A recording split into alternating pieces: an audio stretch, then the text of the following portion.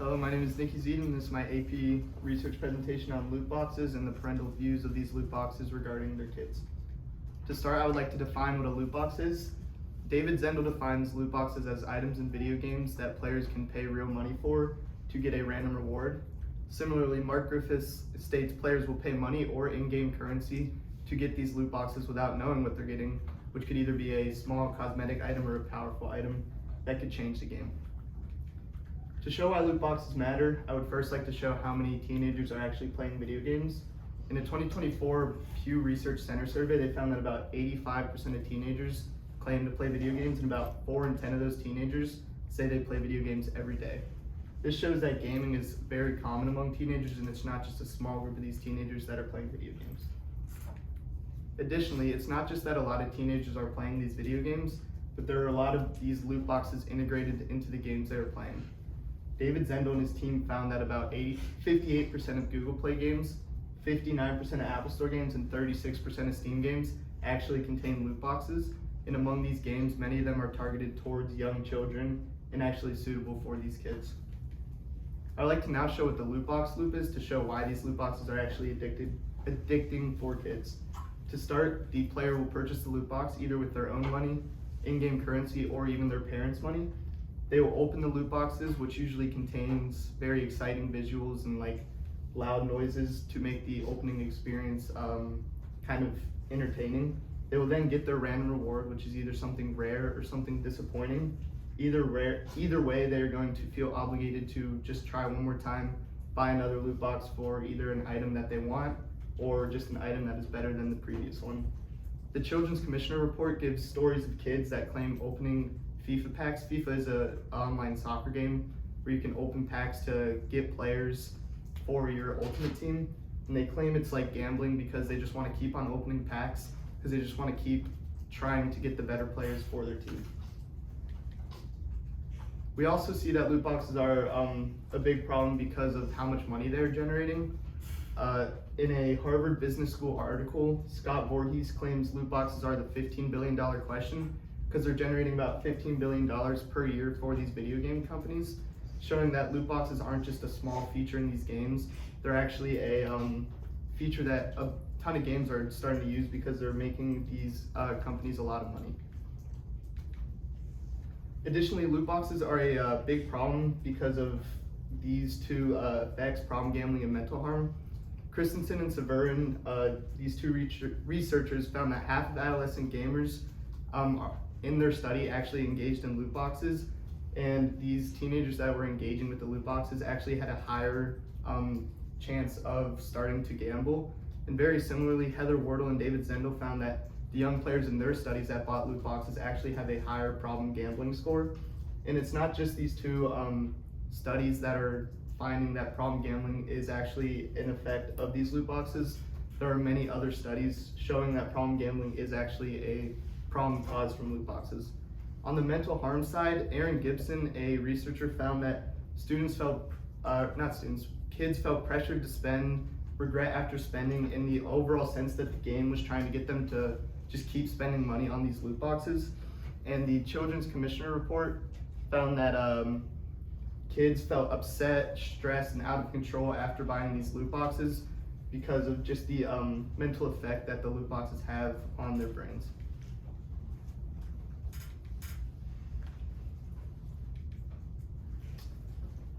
Even with all this research on the effects of loot boxes, there is still a huge gap in the research. Most studies are focusing on what loot boxes are causing. There are really none that are looking at the parental views and the parental knowledge and opinions on these loot boxes. Additionally, researcher Macy, she states earlier research saying that there is a much needed area of research for parental knowledge, which just showed that this gap is actually important for the literature. All of this leads to my research question: to what extent are parents aware of loot boxes' functions, and what method do they believe would work best to control current loot box usage by children? For my first foundational source, I used a source from Gong and Rada. While I said many of the studies are looking at the effects of these loot boxes, this is one of the only ones that are looking at the parents' view on these loot boxes. This study looked at the strategies that parents are using currently to try and nullify the effects of these loot boxes on their kids. Some of these strategies include setting parental controls, talking to their kids, and while this is one of my foundational sources, it did not go that into depth on which strategy these parents believe to be the best. So I extracted these strategies from this study and I used them to put in a survey question to see which of these strategies parents believe would be the best. And this is seen right here. These are the 7 strategies that I extracted, and the parents were asked which approach would be the most effective. And I basically just looked at which of these strategies got the most votes from the parents. I hypothesized that for parents, there will be a low to moderate knowledge on these loot boxes. I really hypothesized this because when talking to my parents about my study, they seemed to have no idea what loot boxes were.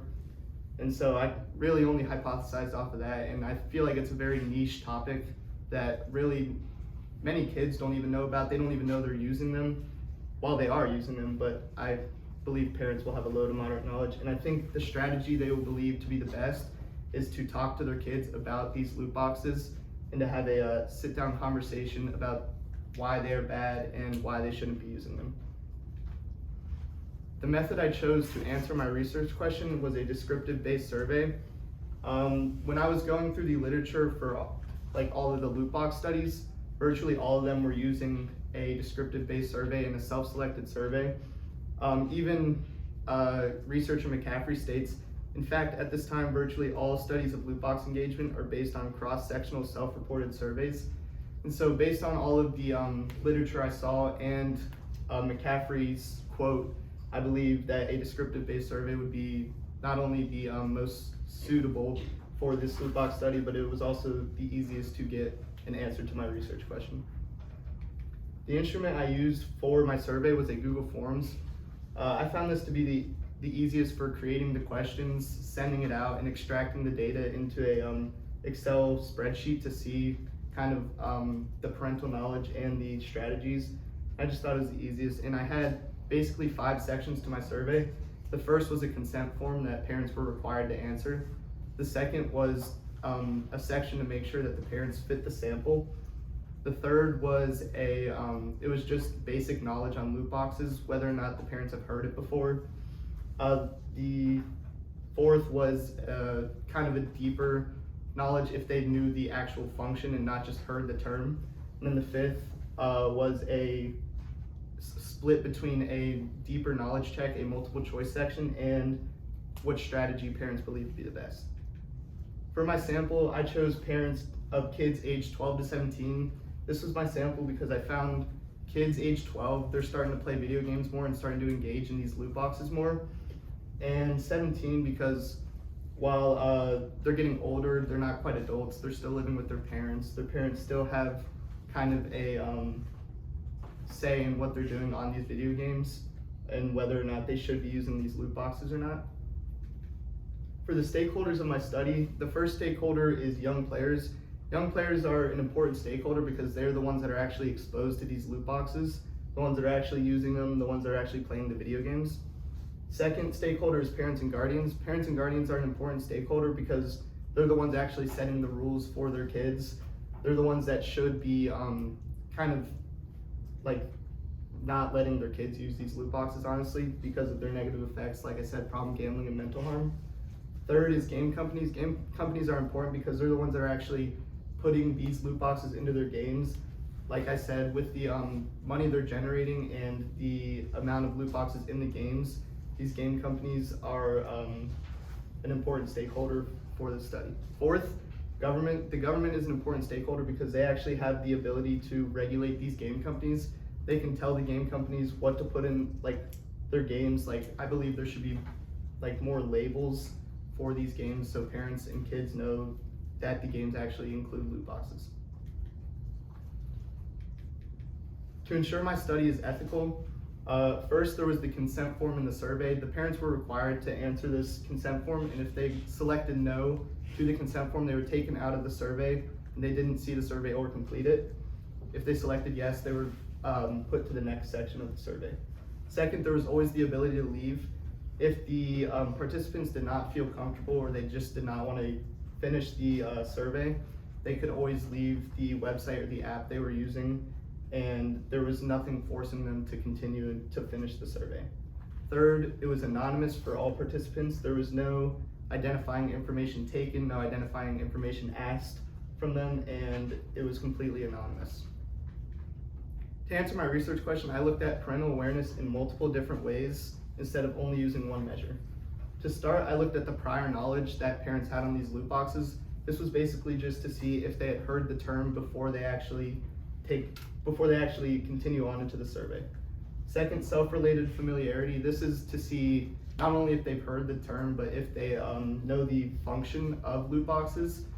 So this is kind of starts broad and it gets a little bit more specific, because the third is the knowledge check. This is the 3-question multiple choice section where parents were asked 3 multiple choice questions and they were asked to answer of their best ability, and to ensure that no parents were just guessing and accidentally getting the answer right, there was a option for them to click I don't know if they actually had no idea of the answer. And the fourth is the preferred method. This is the second half of my research question about which method they prefer, and that was the one question saw earlier in the presentation about the strategies extracted from Gong and Rada's survey. The first graph shows the prior knowledge. They were asked before the survey, have you heard the term loot box? We can see the overall pattern. 78 of the parents selected no, 12 selected yes, and 4 selected maybe. That matters because it shows a weak starting awareness before parents were given the actual definition. And it shows that before looking at the deeper knowledge questions, we can already start to see that parents probably do not have a very high awareness of these loot boxes. This second graph shows the familiarity of loot boxes. They were asked, how familiar are you with how loot boxes worked? And they were asked to answer on a scale of 1 to 5, 1 being they had no idea at all, and 5 being they had a perfect knowledge on how loot boxes function. And as we can see in the graph, many of the answers were in the 1 to 2 range, and this supports the ideas that even if parents had heard the term loot box before, they still might not be very familiar with what loot boxes actually are. And that distinction is important because it shows the difference between just knowing a term or just hearing a term and actually knowing what that term means. And so this, along with the graph in the prior slide, we can see that parents definitely do not have a very high awareness at all. And this is also seen in the third graph, which summarizes the knowledge check. This is when parents were asked to answer 3 multiple choice questions, and they were their total score was represented by the amount of questions that they answered correct. So 68 parents answered 0 questions correct, 13 answered 1 correct, 4 answered 2 correct, and 9 answered 3 correct. And as we can see, this is also very concentrated towards the low awareness side with the 0, as a majority of the parents didn't even answer a single question right. And this overall strengthens the idea that parents do not have a high knowledge of loot boxes at all, and in fact they have a very low knowledge of loot boxes. The final results graph, this is the one to see which approach they believe would be the most effective. These are the strategies extracted from Gong and Rada's survey. And this pattern, we see that parents tended to favor methods that directly block purchases instead of what I hypothesized with talking. This suggests that parents think that built-in barriers might be easier because if they do not know what loot boxes are, they will not have a very good conversation with their kids about loot boxes. So they tend to pick these strategies that are kind of set it and leave it, where they don't really have to worry about what their kids are doing. A possible additional finding I found in the study is that there might be a possible link between the level of awareness and the prevention methods that they chose. So for instance, in my survey, I found that the parents have a very low awareness and they tended to choose strategies where they did not really need to know what the definition of loot boxes actually are. While if this finding is true and there is a correlation, it's possible that if parents have high awareness, they might choose the more talking strategies because they can actually have a meaningful conversation with their kids about loot boxes and why they shouldn't be using them. Now, I can't confirm this because my study was finding more patterns and not correlation, but this does lead to future research where they could test this possible link, possibly with also a larger random sample. In my study, I had about 90 parents, but if future research could kind of, I guess, just have more participants, more around the country, a bigger sample, it would be better. And there, I also believe future research could compare parent groups, factors like child age, gaming frequency of their kids, or parent familiarity. And this would kind of show if the link I found, the possible link, is actually true, or if it was just something based on my small sample in Georgia. Now, this study does have limitations. First, there was a non-random local sample. I gave the survey to my parents, and they just sent it out to their friends, and their friends were asked to send it out to their friends, creating a kind of a friend network to take my survey. So it was a very concentrated, small sample in Georgia. Second, there was self-reported responses. This means that the participants could have selected anything. They could have answered non-truly, which we would never know. They could have just went through the survey and started clicking, which would have messed with the results. And third, this is based on the possible link I found. Like I said, my survey was focused on patterns and not the actual causation of this link. There's also implications. First, parent education matters. If parents are not educated on this topic, like we saw in the survey, they will not be able to have meaningful conversations. And I believe that parent education is actually important for this topic, because loot boxes may seem like just this small feature, but there are many negative effects, like the problem gambling and mental harm of these loot boxes. Second, I believe there need to be clearer warnings.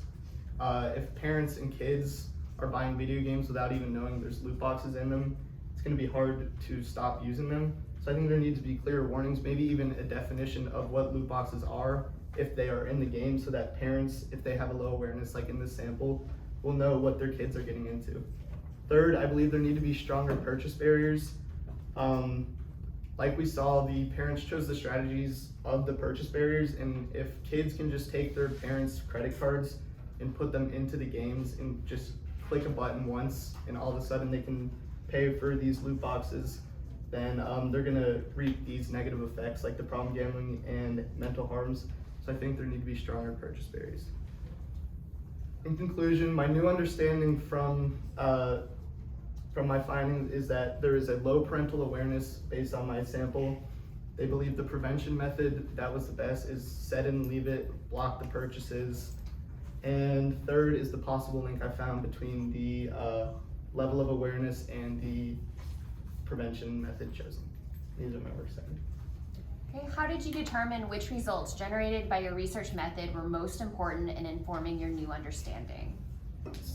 So my results that I chose to find my new understanding, I believe it was, so I had the methods, like the method for finding my findings. I had the prior knowledge. So in my survey, there was a bunch of filler questions that parents kind of just answered to keep going in the survey, but the I had to kind of find the broad to narrow. So I had, if they had just heard the term before, to see if like kind of a starting understanding. Then I saw if they knew the actual function.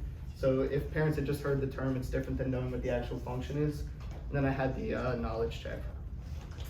Okay, go ahead. How does your new understanding address a gap in the scholarly conversation? So my new understanding addresses a gap in the scholarly understanding, because in my new understanding, I saw that there was a possible link between the level of awareness in the prevention matter.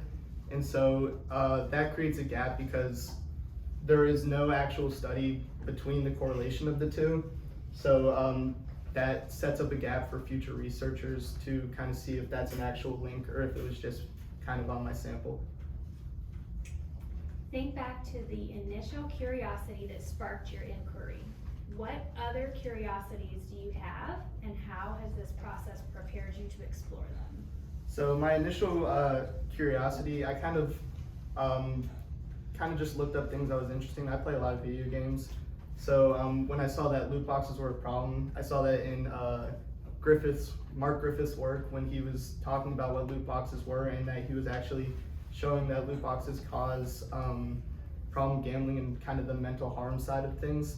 And so this kind of sparked my inquiry into the loot boxes.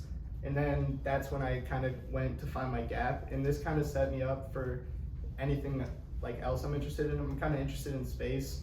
So that could kind of set me up if I look at like articles on space and I find kind of a problem in it, and then I kind of get more focused on that, and then I find the gap, and so that kind of set me up for future research on topics I'm interested in.